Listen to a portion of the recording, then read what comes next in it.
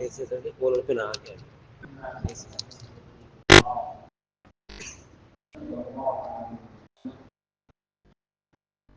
اس دنیا میں جب تشریف لائے تو وہ ربیع الاول کا مہینہ،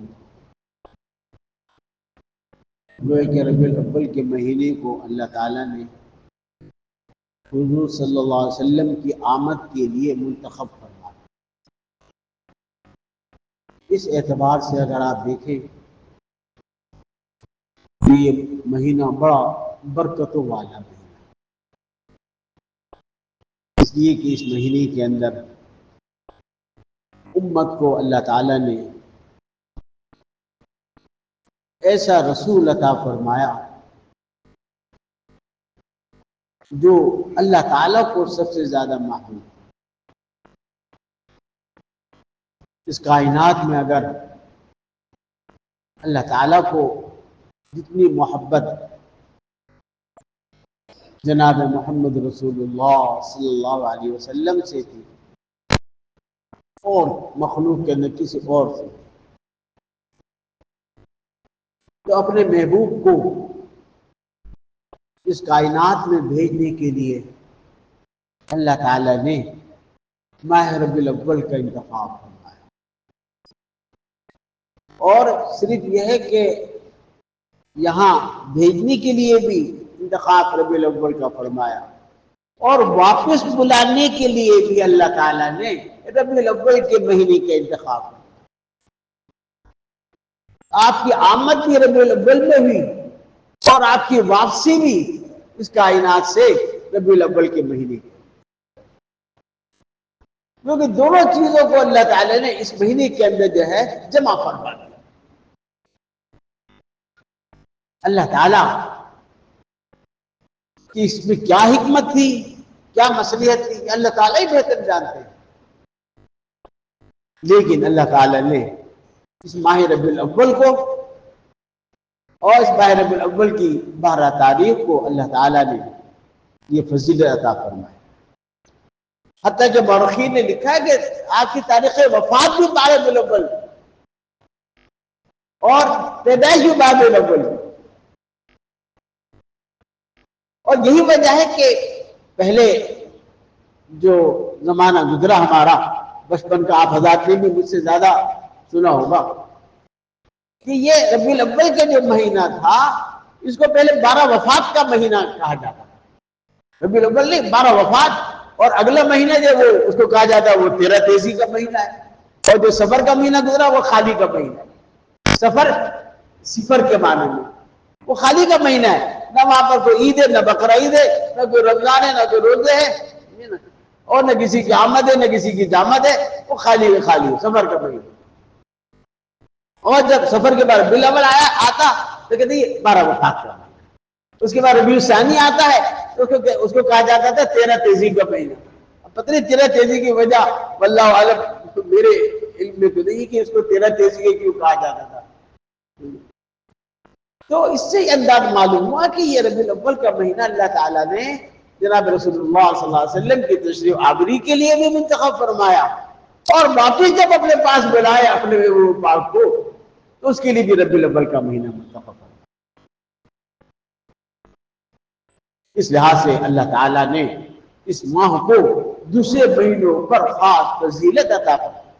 یہ بات ہے کہ رمضان مبارک کی فضیلت اپنی جگہ پر، اس کی خصوصیات اپنی جگہ پر، شوال کی اپنی فضیلتیں ہیں، ذی الحجہ کی اپنی فضیلتیں ہیں، شعبان کی اپنی فضیلتیں ہیں۔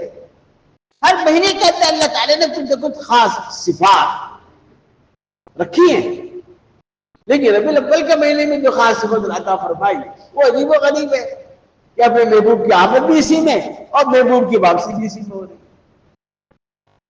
اللہ تعالیٰ اس کی حکمت مسئلے بہتر جانتا ہے، لیکن بہرحال ہمارے سامنے ہے تو اس کو کون انکار کر سکتا ہے؟ تو اللہ تعالیٰ نے یہ مبارک مہینہ ہمیں بھی عطا فرمایا، اور در حقیقت یہ مہینہ جو ہر سال آتا ہے یہ اسی بات توجہ دلانے کے لیے آتا ہے کہ جی جو یہ مہینہ آیا اور اس مہینے میں جناب رسول اللہ صلی اللہ علیہ وسلم کی تشریف آوری ہوئی، تو یہ دیکھا جائے کہ آپ کو دنیا کے اندر بھیجا کس مقصد کے لیے گیا تھا؟ آپ کو اس لیے تو نہیں بھیجا گیا تھا کہ آپ جو ہے وہ چراغاں کروائیں اور آپ اپنا نام روشن کروائیں، لیکن آپ کو اس لیے بھیجا گیا تھا کہ آپ اسلام کی اور دین کی تعلیمات کو روشن کریں، پوری دنیا کے اندر اسلام کو پھیلا دیں، اللہ کا کلمہ بلند کریں۔ اس مقصد کے لیے اللہ تعالیٰ نے جناب رسول اللہ صلی اللہ علیہ وسلم اور حضور صلی اللہ علیہ وسلم کو اللہ تعالیٰ نے ایک نمونہ بنا کر بھیجا تھا کہ اگر کوئی عمل کرنا چاہے، دین پر عمل کرنا چاہے اور میرا قرب حاصل کرنا چاہے، تو اس کے لیے میں نے ایک نمونہ بھیج دیا ہے کہ اس نمونے کے مطابق تم اپنی زندگی گزارو گے تو تم بھی محبوب بن جاؤ گے، ہم تم سے بھی محبت کریں گے۔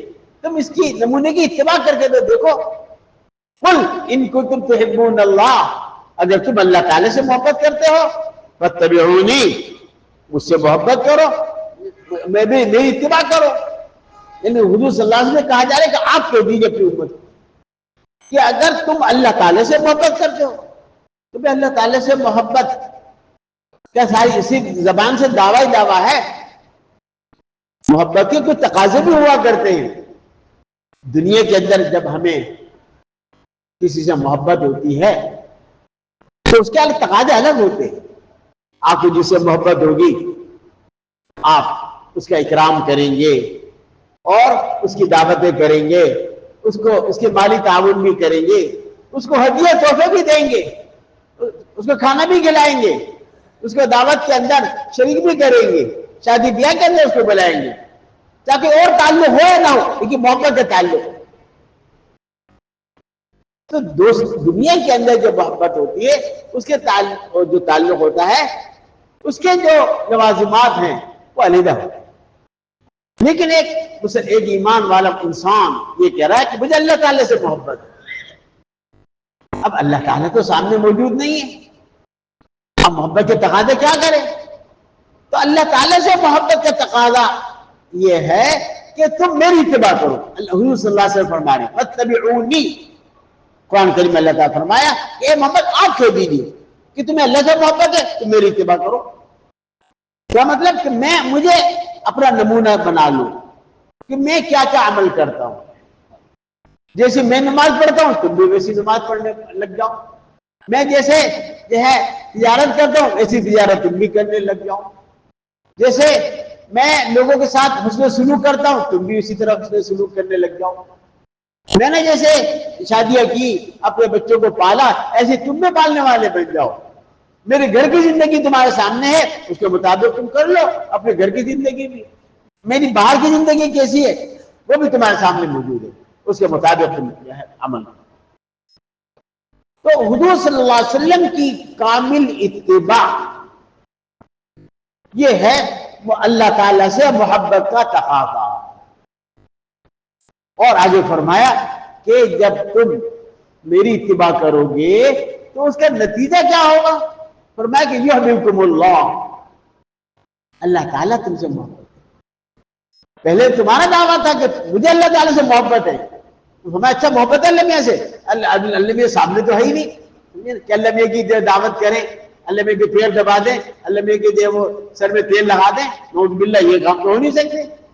جیسے ایک دیہاتی تھا بیچارہ بیٹھا ہوا تھا لیکن تھا مخلص انسان، تو اللہ میاں سے باتیں کر رہا تھا، یا اللہ آپ کہاں ہیں، آپ میرے پاس آ جائیں، میں جو ہے آپ کے جو ہے ٹانگیں دباؤں گا، آپ تھک گئے ہوں گے، آپ کے سر میں مالش کروں گا، آپ کی جبے ہوں گے تو میں جبے نکالوں گا وغیرہ وغیرہ، اور آپ کے کپڑے دھو لوں گا۔ محبت میں آدمی سب کچھ کرتا ہے، موسیٰ علیہ السلام قریب سے گزرے، جو ہے یہ باتیں کر رہے لگے تھے، یہ کہہ رہا ہے، ناراض ہو گئے موسیٰ علیہ السلام اس شخص کے اوپر کہ ارے بھائی تم اللہ میاں سے ایسی باتیں کرتے ہیں کہ تم گستاخی کے کلمات کہہ رہے ہو. پھر اچھا توبہ میں آئندہ نہیں کروں. جب اللہ تعالیٰ سے ہم کلام ہوئے تو اللہ تعالیٰ نے کہا کہ موسیٰ میرا بندہ مجھ سے جو ہے بے تکلفی میں مجھ سے باتیں کر رہا تھا، اپنے عقل کے مطابق اپنی سوچ کے مطابق مجھ سے باتیں کر رہا تھا اور تم نے اس کو ہٹا دیا. ارے بھائی تم نے اے موسیٰ تم نے اس کے الفاظ تو دیکھے، اس کے دل تو دیکھ لیتے کہ دل اس کا کیا کہہ رہا ہے، کس دل سے وہ الفاظ نکال رہا. تم نے دل نہیں دیکھا، اس کی زبان سے نکلنے والے الفاظ دیکھے، اس وجہ سے تم نے اعتراض کیا اور اس کو منع کر دیا کہ تم یہ الفاظ مت دیکھو. حقیقت یہ ہے کہ محبت کے تقاضے اور ہوتے ہیں. محبت جو ہے وہ حبک الشیء یعمی و یصم، عربی کا شعر ہے کہ کسی چیز کی محبت جو ہوتی ہے وہ تمہیں اندھا بہرا کر دیتی ہے. محبت میں آدمی جو ہے وہ دیکھتے نہیں ہے کہ کیا ہے، بس جو تقاضے وہ کرو پورے. محبت انسان کو پاگل بنا دیتی ہے، تو ہے محبت. اسی طرح اللہ کی محبت، اللہ کے رسول کی محبت جو ہوگی وہ آپ کو اللہ کے رسول کا دیوانہ بنا دے گی. اور محبت کے تقاضے یہ ہے کہ ان کے باتوں پر عمل کر لو، جیسا انہوں نے فرمایا اس کے مطابق تم زندگی گزار لو. اور نمونہ حضور صلی اللہ علیہ وسلم کا ہمارے سامنے موجود ہے. یہ حضور صلی اللہ علیہ وسلم کی زندگی کیسی تھی؟ سونے سے صبح بیدار ہونے سے لے کر سونے تک کی پوری زندگی ہمارے سامنے موجود. گھر کی زندگی ہمارے سامنے موجود، باہر کی زندگی موجود. آپ تاجر بھی تھے اور آپ جو ہے تجارت بھی کیا کرتے تھے. اگر کوئی تاجر ہے دیکھے تو حضور صلی اللہ علیہ وسلم نے کیسی تجارت ہے.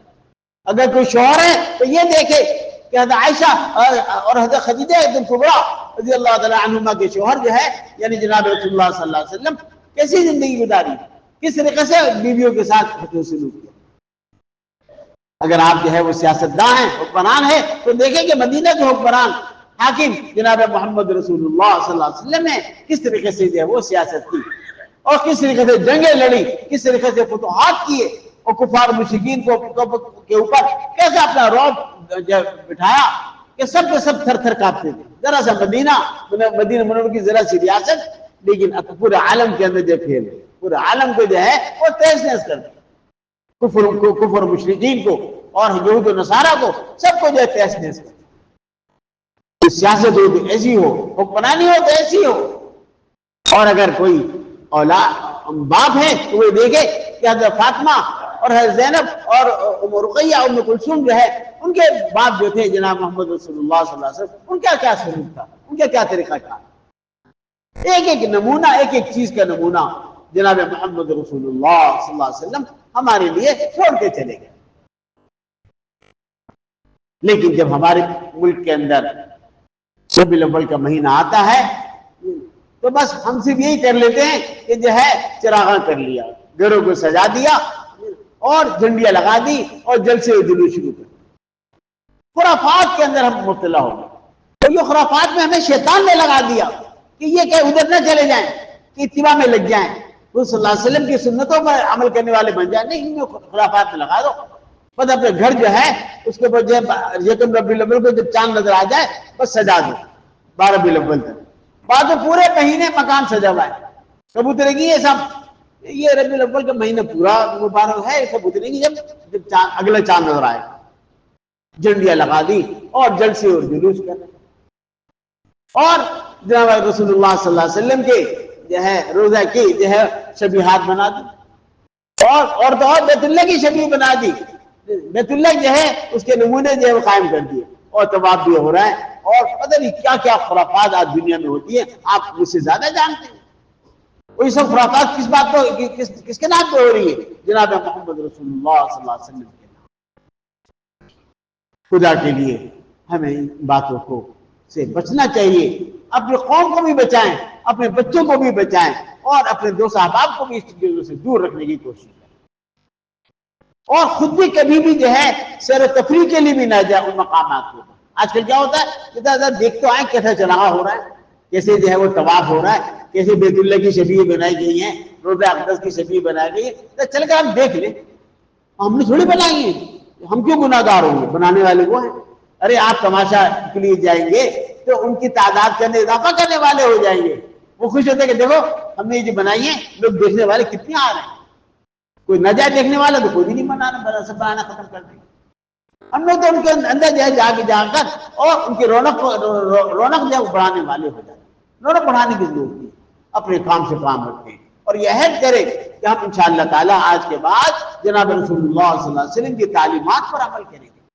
صحابہ کرام کے زمانے میں بھی تو اویلیبل آتی تھی تاریخ، ہر مہینے آتی تھی، صحابہ کرام کی تعداد 1,24,000 کے قریب، اور خود حضور صلی اللہ علیہ وسلم کے زمانے میں بھی یہ تاریخ آتی تھی آپ کو یوم پیدائش، لیکن کبھی حضور صلی اللہ علیہ وسلم نے اس سے اپنا توجہ دلائی اور نہ صحابہ کرام اس طرح توجہ کبھی۔ اس کے بعد صحابہ کرام کے حضور صلی اللہ علیہ وسلم کی تشریف لے جانے کے بعد صحابہ کرام موجود رہے 100 سال تک، لیکن کسی نے یہ بات نہیں بنائی۔ یہ تو ابھی 200 سال سے یہ خرافات جو ہمارے ملک کے اندر بھی ہمارے شہروں کے اندر آ گئی، تو خدا را اس سے جو ہے وہ بچنے کی کوشش کریں اور اس کو جتنا سے اس کو دبانے کی کوشش کریں، اس کو ختم کرنے کی ہر انسان نے پوری کوشش کریں۔ اللہ تعالیٰ مجھے بھی اور آپ سب کو بھی ان باتوں پر عمل کرنے کی توفیق عطا فرمائے۔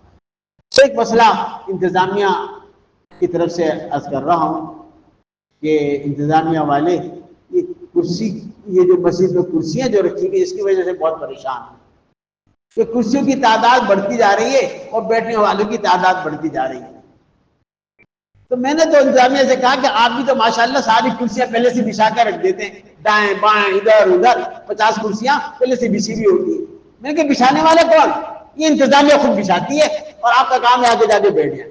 میں نے کہا دیکھو جو معذور ہوگا، جس کو کرسی کی ضرورت ہوگی، وہ خود ہی اٹھا کے لائے گا اور آ کر اپنی کرسی رکھے گا، لیکن آپ کیا کہ آپ تو پکا پکایا حلوہ جو ہے وہ تیار کر دیتے، آپ کو جو آ کے کھانا ہے، آپ کرسیاں ایک بھی نہ رکھیں۔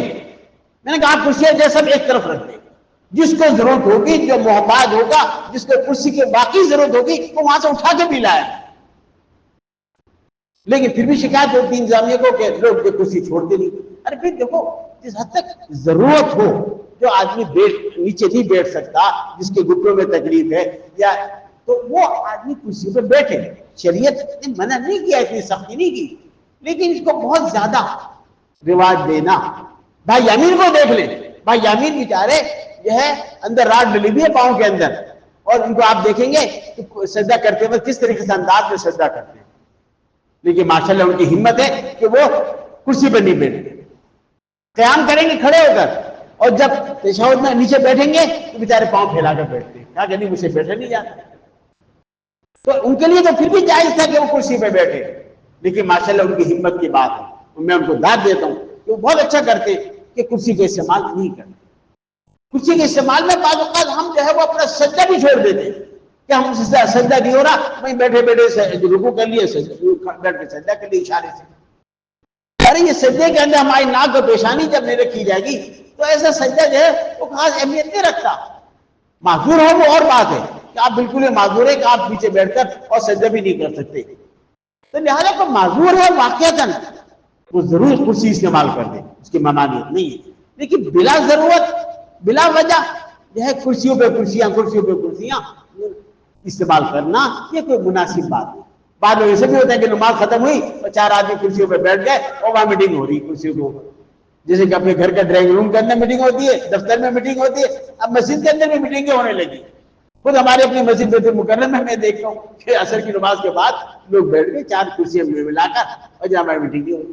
غلط طریقہ ہے یہ، نماز کے لیے مسجد ہے، اس کے لیے تھوڑی کہ آپ جو ہے وہ 4 کرسیاں رکھ کر اور میٹنگ کر کے اس طریقے سے بیٹھ جائیں، تو اس کے استعمال جو ہے وہ کم سے کم کریں۔ اللہ تعالیٰ ہم سب کو ہدایت دے، اللہ تعالیٰ ہم سب کو سجدہ ریز ہونے کی توفیق عطا فرمائے۔